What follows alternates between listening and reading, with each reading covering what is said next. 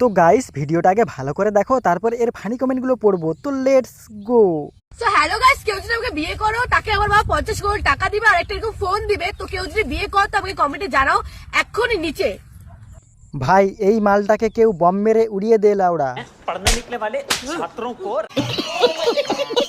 কেউ বিয়ে করবে নি, বৌদির কাছে কিছুই নাই, সব শেষ হয়ে গেছে। তুমি জীবনে অনেক এগিয়ে যাও সোনাগাছির দিকে, আমরা আসছি। দিদি তোমার আর কটা ভাতার চাই? আমার দাদু রাজি আছে, চলবে তো নাকি?